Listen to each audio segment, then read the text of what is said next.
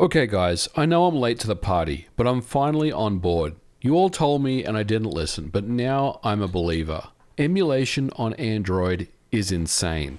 I just picked up an AYN Odin 3 on the recommendations of many people in my best emulators of 2025 video last year, and I've spent the past week playing around with it. And my god, I didn't realize just how much emulation on Android has improved over the years. The last real go at this was my Raspberry Pi 5 video that I made on the channel about a year ago, and while the science and the potential was there, I still felt like it wasn't really worth the headaches unless you wanted to run emulators up to and including the PS1 and Dreamcast. But now, with this Odin 3, I realized just how much is possible on Android. We're talking things like Nintendo Switch at full speed, 3DS, PlayStation 2 with internal resolution upscaling, early PlayStation 3, and AAA games via WinLater and GameHub. The Odin 3 is the most exciting piece of hardware that I've bought in a very long time. It's replacing my Steam Deck as my go-to handheld device, and I can't live without it. So let's dive in and show you all the cool things that you can do with this device and the quality of the emulation. Today's episode is brought to you by Factor. Eating nutritious meals on a daily basis can be tough with a busy schedule, especially when it comes to shopping, preparing, and cleaning up afterwards.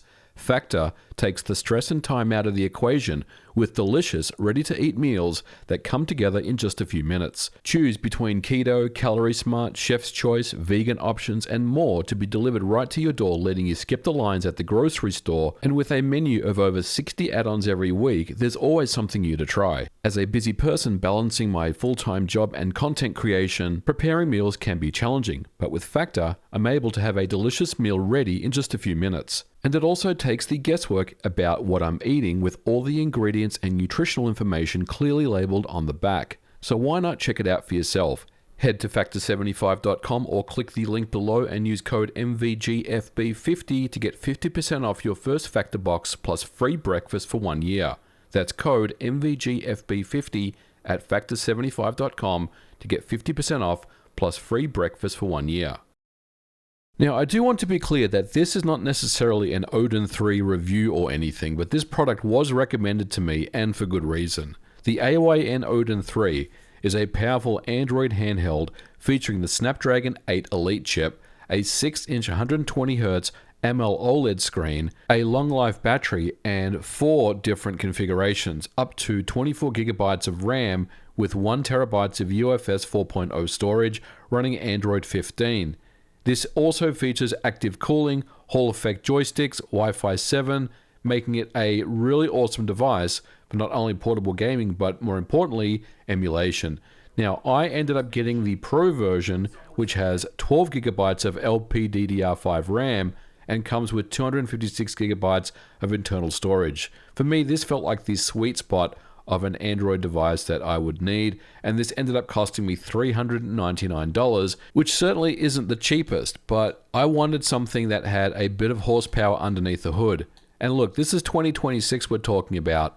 RAM prices are ever increasing, and with 12GB on board and a beefy Snapdragon chip, I think this represents pretty good value for money, especially considering all the things that you can run on this single device, and that's the key thing that I want to talk about today. So I haven't really used Android in a while, and my question was, how do I get my emulators installed? And obviously there is a couple of different ways to do this. My first thought was to use something like Emulation Station and basically just let that set everything up for me, but I didn't want to go down that path. I'd rather kind of configure each emulator one at a time. So I did some research on this, and there were either two options I could use. The first was to install emulators via the Play Store, and the second option was to use a tool called Obtainium. I ended up using Obtainium, which was really easy to use and set up, and it allowed me to download the various emulators that are on my desktop here. As you can see, we've got Azahar, the 3DS emulator, we've got Cemu, we've got Citron, we've also got Dolphin, Vita 3K, PPSSPP, now the SX2, RetroArch, RPCSX, Melon DS, Eden, and I was also told you could run AAA PC games on an Android device like this using a tool known as WinLater. So I ended up installing that as well. Now, at this point, I'm not really sure what to expect. I mean, I've heard that the Snapdragon 8 Elite is a powerful chip, but I don't really have anything to compare Android emulation to because I've never really been into this ecosystem in the first place. So what I decided to do was just to start with PlayStation 2. Now Nether SX2 is a fork of PCSX2. It's essentially the same emulator, just ported to Android. A lot of the features and a lot of the functionality is exactly the same that you would get on PCSX2, of course. And my initial takeaway from Nether SX2 is it's excellent. It is very well optimized for Android. The last time I ran PlayStation 2 emulation on Android was way back when I was testing the Raspberry Pi 5 with either SX2, and I believe that emulator no longer exists or it was taken off the market for a short amount of time. So coming back and playing PS2 games on an Android device like this, we're looking at really impressive performance here. And I will also tell you that I've also bumped the internal resolution upscaling by 3x to 1080p. In the majority of games that I tested, they would see no degradation in performance and maintain 60 frames per second. Now there were situations and games where the 3x internal resolution upscaling was too much, including Ridge Racer 5.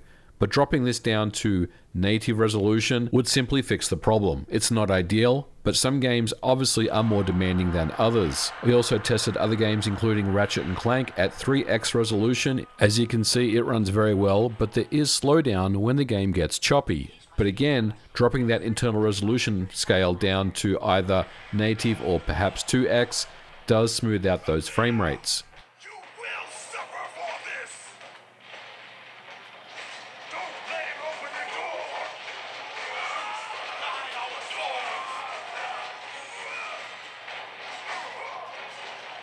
Now, I also talked about the incredible Azahar emulator in my Best of 2025 emulators, and this is the open source 3DS emulator that's based on Citra. Now, my initial tests were done on the Windows version of Azahar, but on Android, you need a Snapdragon 835 or better with 4GB of RAM and Vulkan 1.1 or OpenGL ES 3.2 to get a good 3DS experience with Azahar.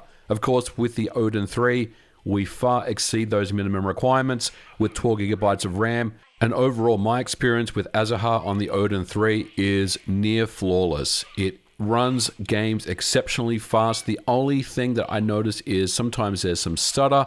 I'm guessing this is due to shaders that are compiling in the background, or perhaps my SD card is quite slow. As you can see here on the Odin 3, there are no problems whatsoever. It emulates 3DS incredibly well, silky smooth, and this is a fantastic way to play 3DS games.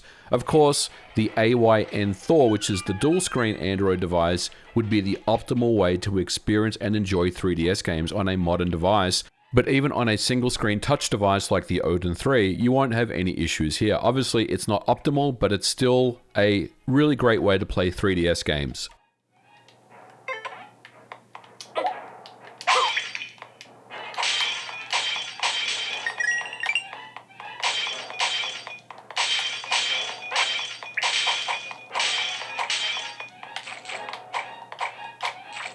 Nintendo Switch on Android. Now, I've been following the various forks of Yuzu that have been developed for Android, and it seems like there's two main emulators out there in the wild. The first one is Citron, and the second is Eden. And I think depending on who you are, you have a preference for one or the other. But I ended up trying the Eden emulator, and so far I can tell you that Eden is really, really good. I've been running various games on the Eden emulator. Unfortunately, because this is Nintendo Switch, it means I have to be very limited in the footage that I can show. But here's an example of what I'm talking about. Now, the Eden emulator is something that is focused more on GPU optimizations, and there are various presets including performance mode, accurate, and balance mode. I'm not sure if it's the most compatible because I haven't really looked at Citron, but Eden, so far at least in my experience, hasn't let me down. I've tried a few different things on the Eden emulator, and it runs exceptionally well on the Odin 3. As you can see here, this is my footage, my gameplay. This is not taken from anywhere else, and we are getting good performance, albeit with some minor graphical artifacting, as you can see here.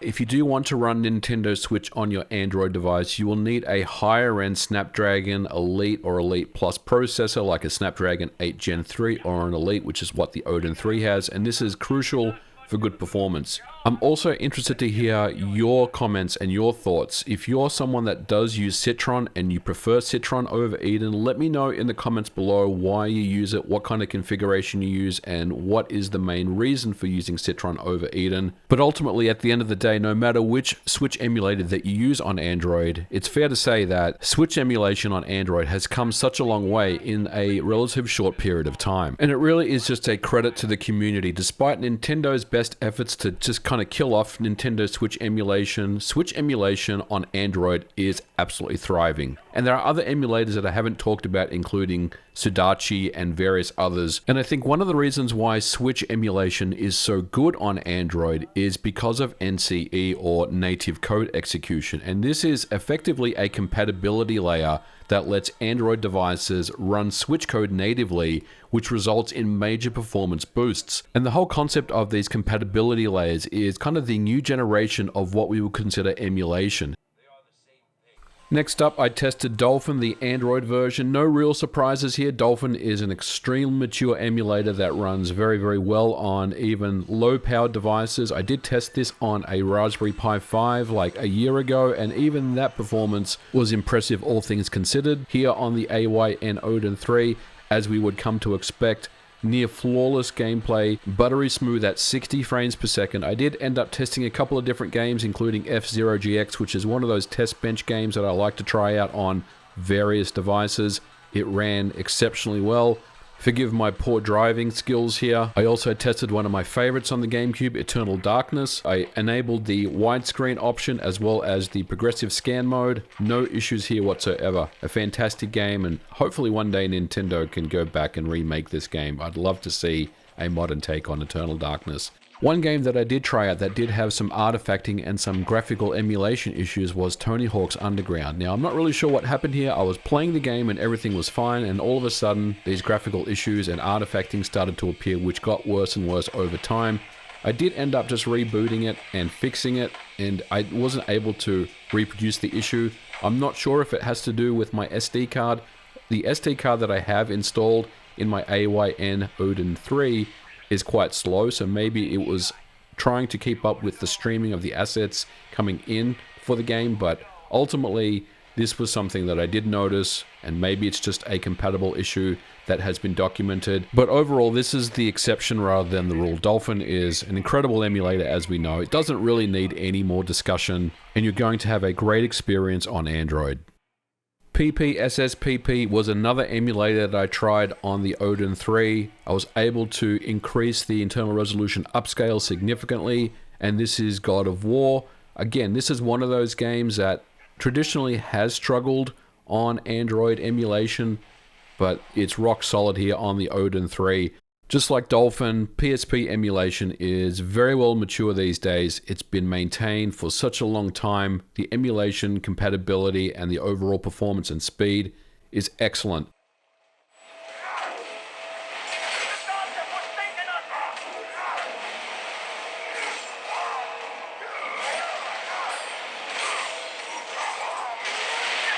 Now, if you did want to play older games, RetroArch will cover these for you nicely. You can get your fill of 8, 16, 32-bit games. PS1 and Sega Dreamcast games are all running as you would expect on this device. Playing classics like Soul Calibur and House of the Dead via Flycast is really awesome on this handheld. The controls feel really responsive. This, of course, is not a big revelation, as these emulators have been very well optimized and run well even on slower devices these days. But I did want to illustrate that these are working as intended. Nintendo 64 is such an interesting use case though. You guys weren't happy with me when I made my N64 emulation is a broken mess video about a year ago, but honestly I stand by it. Running Movement Plus next did not work out of the box for me. Although I could hear audio, I was getting a black screen. I ended up having to change the RSP plugins for this to work, and quite a bit of fiddling was required in order to dial in the right settings. In the end, everything works as expected, but just getting to that point is always tedious when it comes to N64.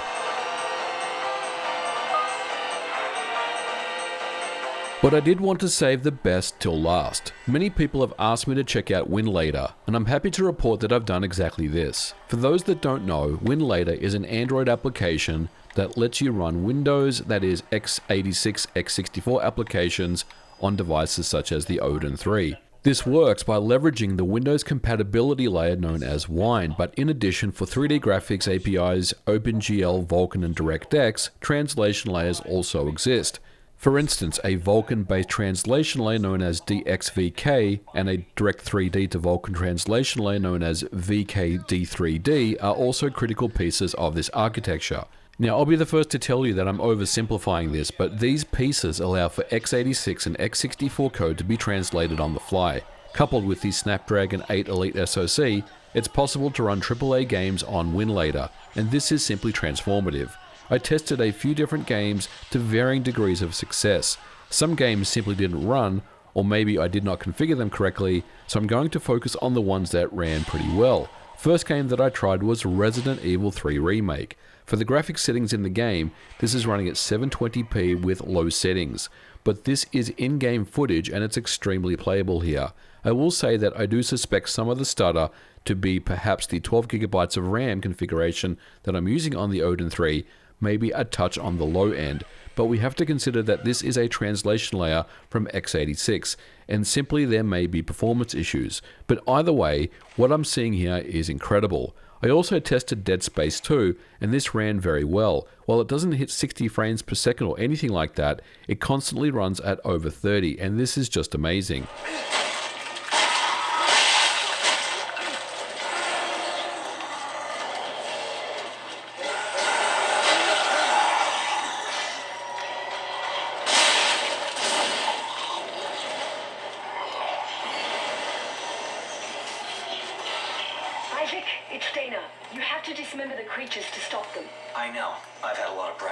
Now I did up the stakes and test Sekiro. This game ran quite well, but it ended up getting quite choppy after a few minutes of gameplay.